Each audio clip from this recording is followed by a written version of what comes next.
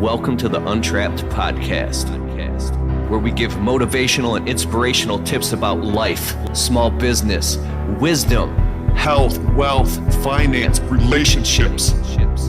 It's about being the best you that you can possibly be. Hashtag Untrapped. Welcome to the Untrapped podcast. I am your host, Keith Kelfis.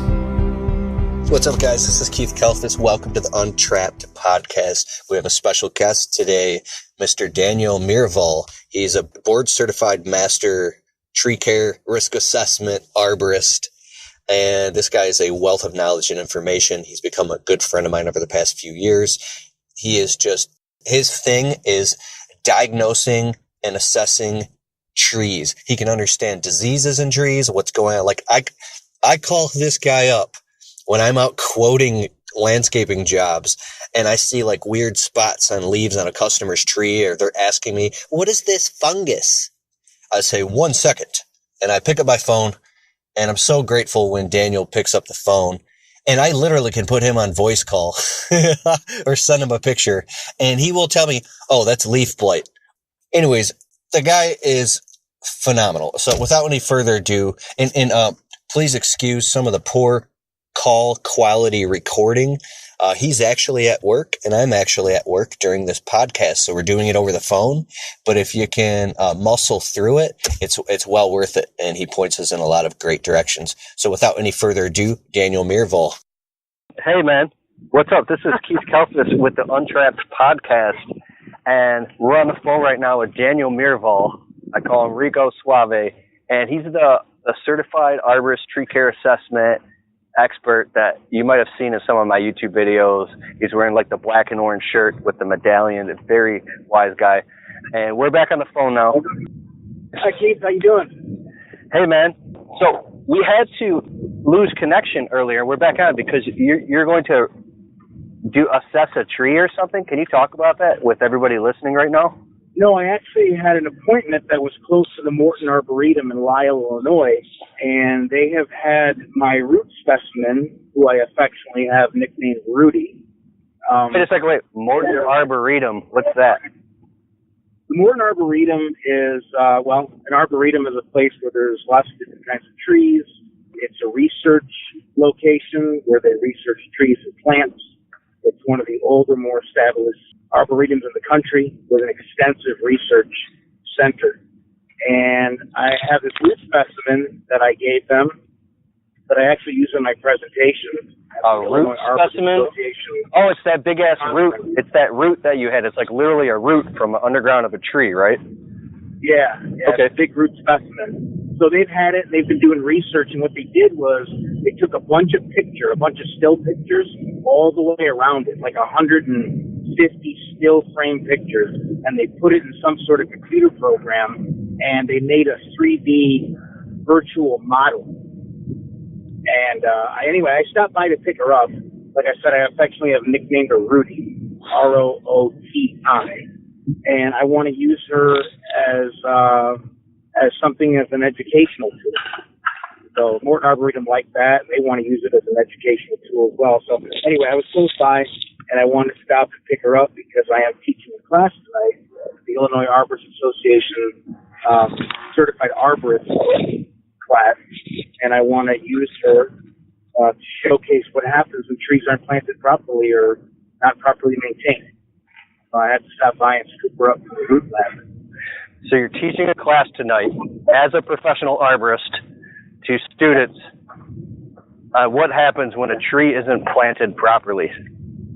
Yes. This is very important for a ton of landscapers, and I'm a landscaper. And, I mean, we plant trees. How could you improperly plant a tree?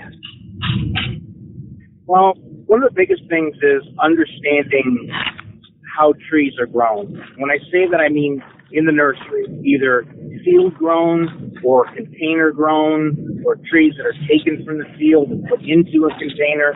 A lot of times through all those processes, the tree is buried too deeply, or just from cultivation practices while the tree is growing, in the earth, the area called the root flare can get buried. And the root flare simply is a transition zone between where the trunk of the tree meets.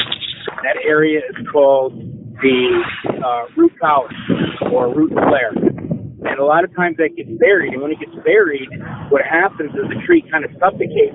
So it throws up these roots above this root collar, and a lot of times they end up going back to the trunk of the tree, and they circle around, basically choking itself. So that's one of the biggest things that happens when the trees aren't planted properly. The thing is, it might take 10 or 15 or even 20 years for that condition to eventually kill a tree. Okay, I know what you're talking about. I sometimes look at maple trees, and I'll see there's like a big fat root. I learned this from you. I'm totally lying. But it's like, it looks like a big root is wrapping around horizontally the wrong way. It's choking off the tree. So, and now, again, that happens for a couple of reasons. One, tree's too deep, either coming out of the nursery or was planted too deeply, or volcano mulching. A lot of times the problem where mulch is, installed 3, 4, 5, 6 inches above this thing called the root flare, all piled up against the trunk. Or it can happen because of bad root stock. Maybe the tree had a root defect. Another reason it can happen is compacted soil. So if the soil is very hard or very has a high clay content, the roots have a hard time going out, and they kind of stay in where the original hole was dug and where the soil is loose, and that's kind of where they just want to stay and grow. Kind of lazy. So that's what happens. Daniel, so this is awesome. We're at the Illinois Arborist Association 2018 Summer Conference, and you just did a live demonstration of a girdled root extraction. You're a certified arborist, but most importantly, it touches me that you came from really, really humble beginnings, and getting to know you, like you've had some pretty hard times, and I can relate to that. And I want to know why you rep this so hard, these badges, this education, how this has brought you to this point in your life, and you've built a whole life and able to support other people as well. And so what is your mission and your goal moving forward in inspiring people based on your beginnings? The bottom line is I had a lot of challenges growing up, and I had some pretty good people in my life that forced me to fight past that. And I didn't do well in school. I actually dropped out of high school. There's some extenuating circumstances, and I had to drop out of high school. I did go back and get my GED eventually a couple years later. And I don't recommend that people drop out of school, but I had to for a lot of reasons. My mission is to have others kind of go down the same path that I did if they're in the green industry, or to open up the pathway for other people to get into the green industry. So, my story is I started out cutting grass. I was a lawn dog. And I used to get sent to the nursery to go pick up plants. I was the only guy in the crew that had a license and wasn't in trouble and didn't get high on the job, And the owner of the company would send me to go pick up the plant material.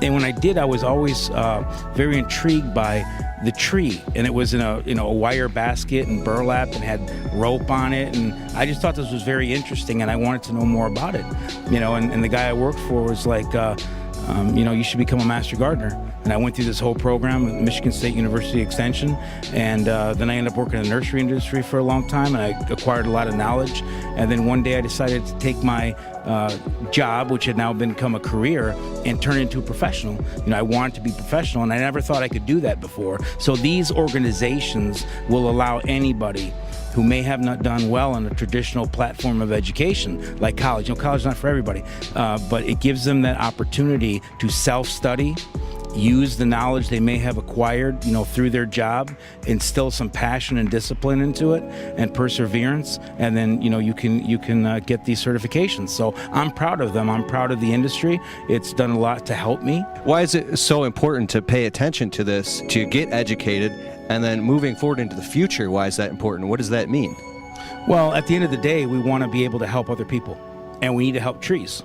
The urban forest is in a lot of trouble. There's a lot of challenges, and people are in a lot of trouble and have a lot of challenges, especially from underrepresented areas, which is also where trees are underrepresented as far as their care. And people are not cared for in those areas. So this can be the ISA, the TCIA, these professional organizations can kind of be a safe place where they can go and learn, and it's all accepting. It's an international certification, so that's a big deal too. Because what if you're an undocumented person in this country?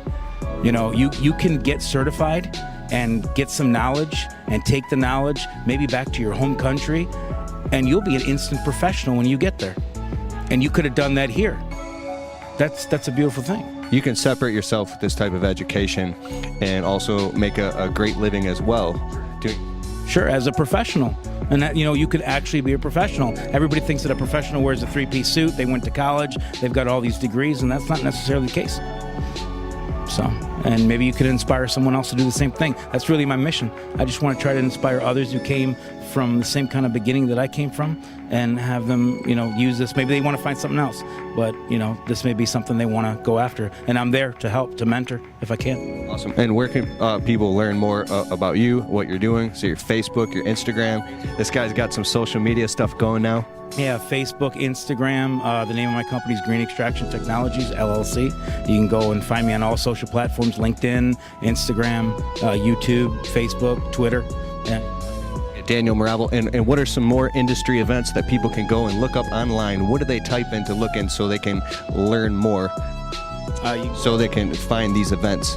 Tree Care Industry Association is one, and the International Society of Arboriculture is the other. I'll actually be in Columbus, Ohio from the 5th through the 8th of August, which is the international conference, and I'll be there.